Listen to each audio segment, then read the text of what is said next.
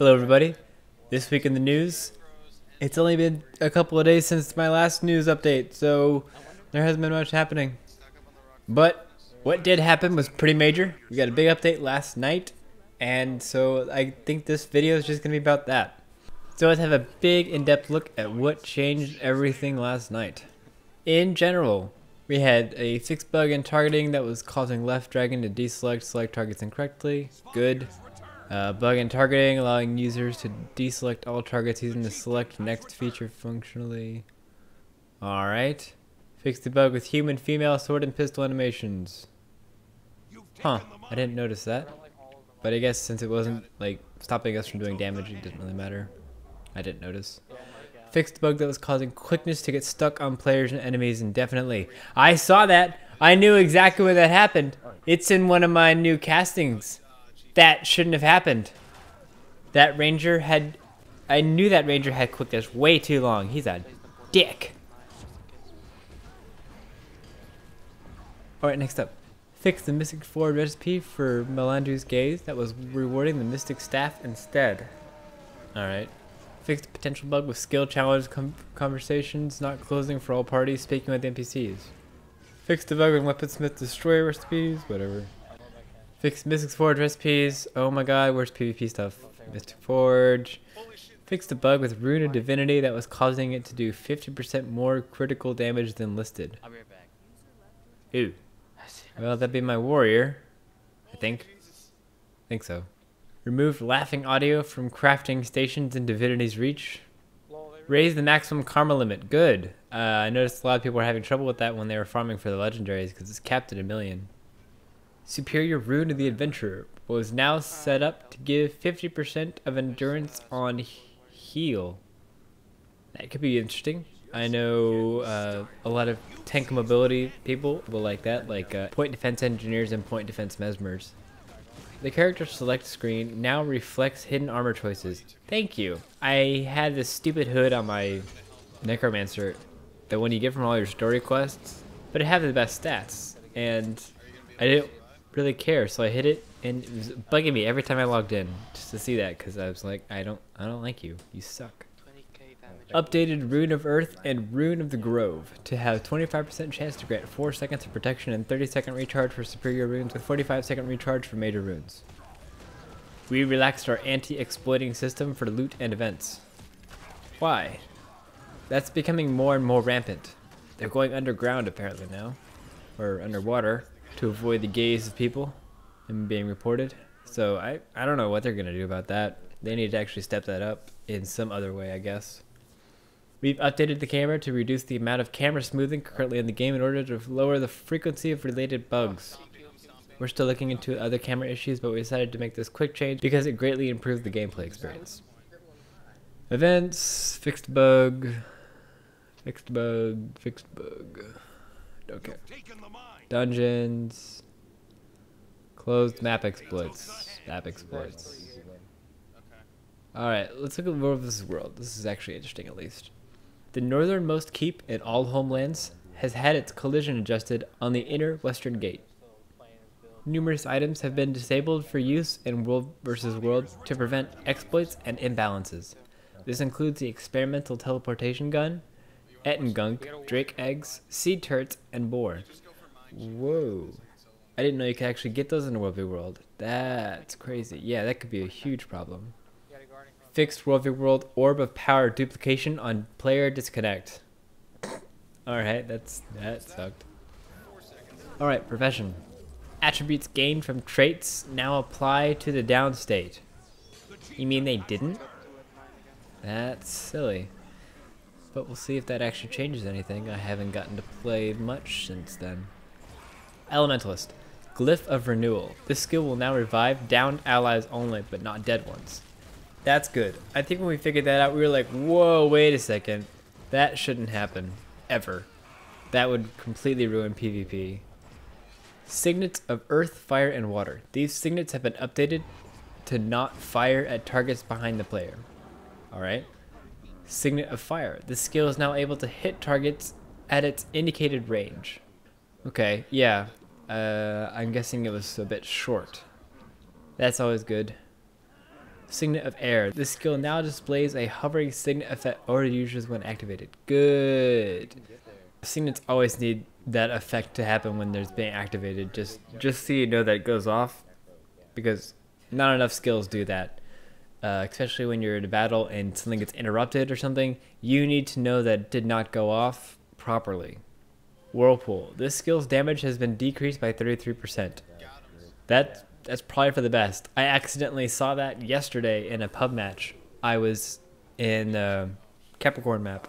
It was just a 4v4, so I decided to go try take mid by myself. All of a sudden, like, I instantly got swarmed by 6 sharks. I was like, oh my god.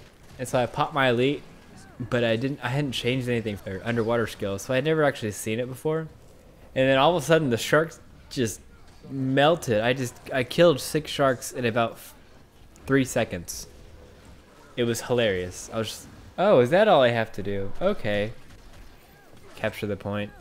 Sharks respawn and they kill everyone else for me.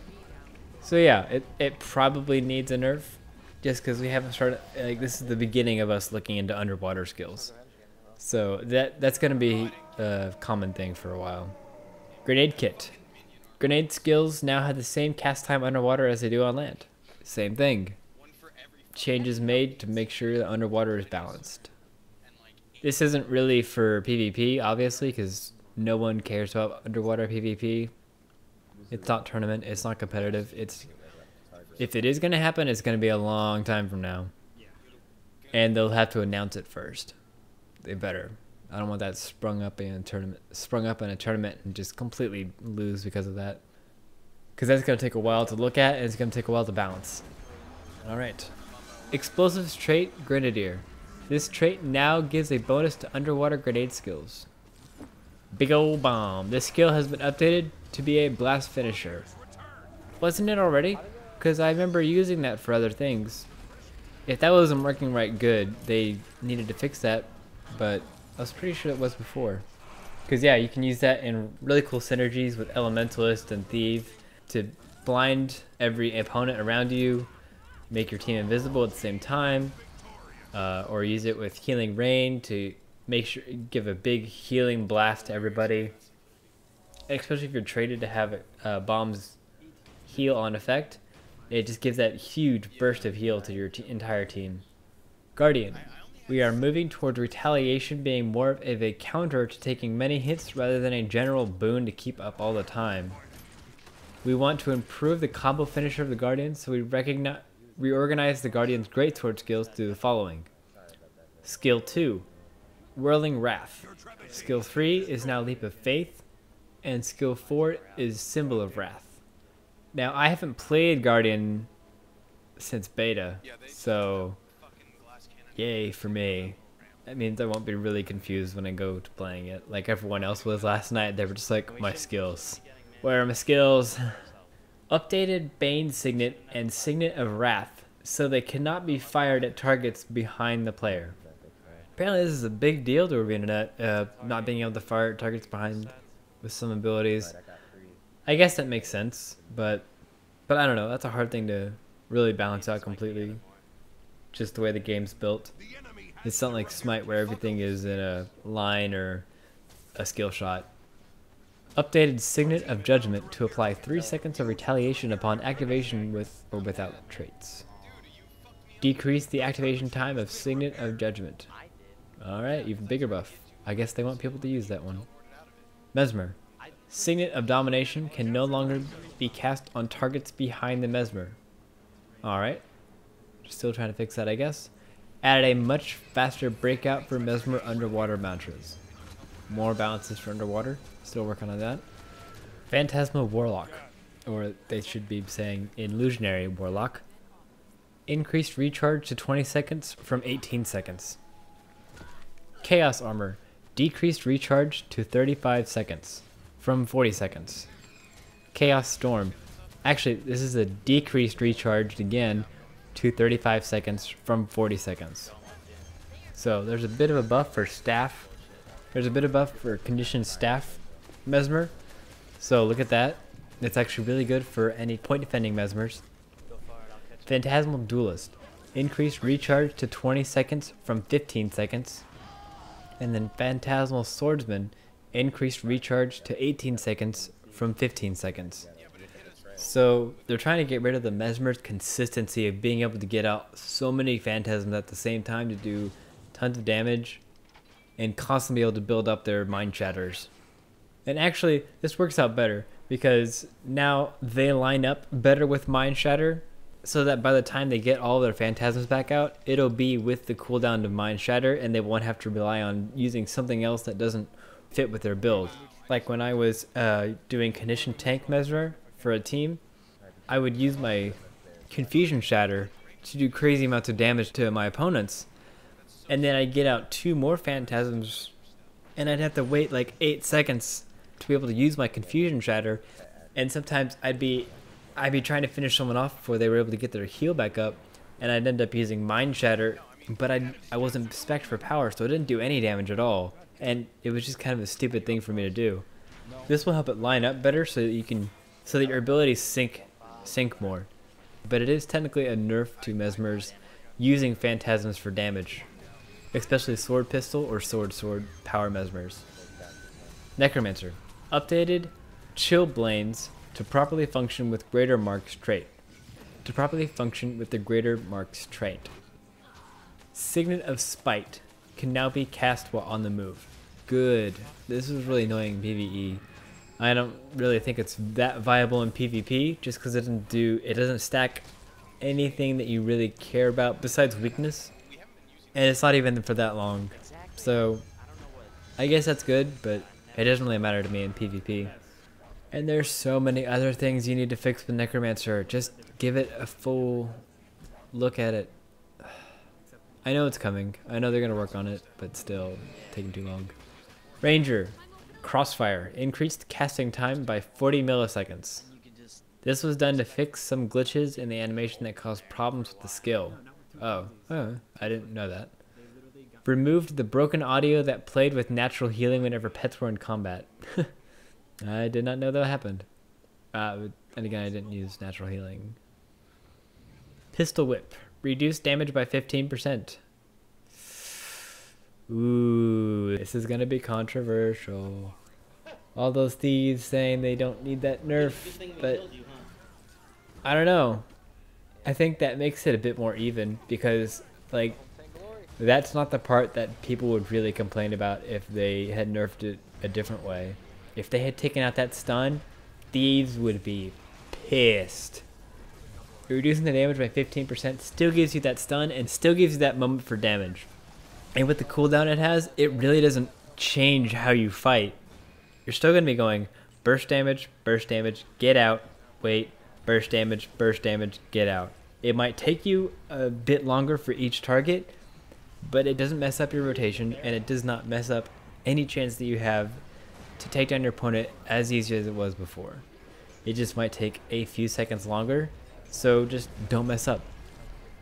But then Basilisk Venom, increased stun duration to 1.5 seconds. Good. I mean, I didn't really like it that much in the first place, just because the other elite skills are so much better. It's really useful for something that can get rid of conditions easily and constantly like a warrior, so it's a good option for them. But then they do something stupid. Stun breakers now work on this skill. Oh, that barely makes it an elite skill at all. That should just... Basilisk Venom should be a utility skill at something. Because seriously, how is that supposed to be an elite skill? Like, compare that to the other elite skills of the Thief and just be like, 1.5 second stun. My Pistol Whip basically has that and damage on top of that. But the only good thing it had was that it was unbreakable. I mean, Rangers get a 20-second stun that it is breakable, but it takes effort to actually break. So you're automatically stunned for at least 4 seconds while you're trying to hack away at that stupid vine that's wrapped around you. It just makes this skill not worth it at all. It's just dumb. But that's a look at the patch for this week. There's a lot of complaints about it, obviously, and some things we're just overreacting to. Like, definitely the Mesmer's an overreaction. There's a lot of sense in the changes that they made to the profession, But obviously, people are gonna hate. But that's all the news I have from this weekend. Look forward to a lot of cool things happening this week. I got some casting to do. Good stuff, good stuff. So hopefully we can get some excitement on this channel again. I hope you guys enjoy it, and I will see you guys tomorrow.